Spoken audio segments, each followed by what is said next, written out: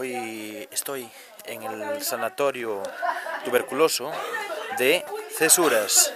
Fue proyectado entre los años 1922 y 1924.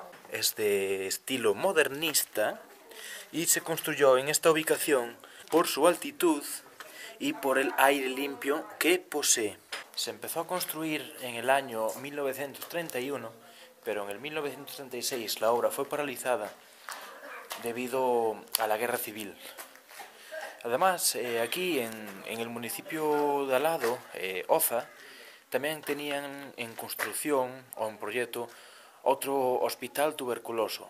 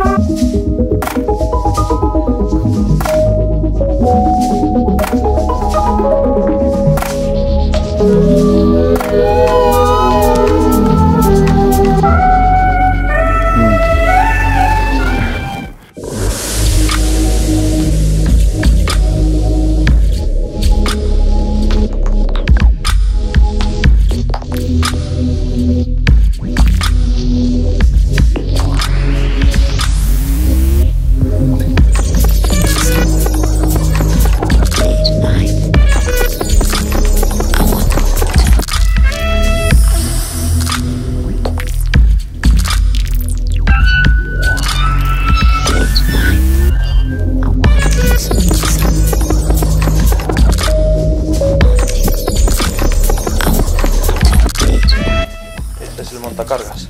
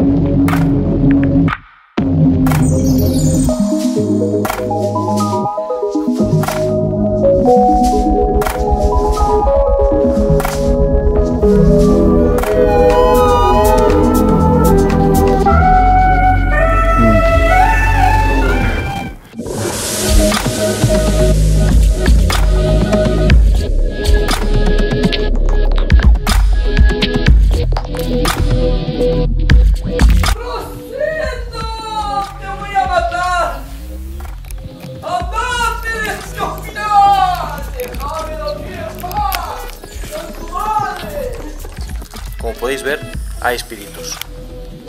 Bueno, mejor dicho, escuchar.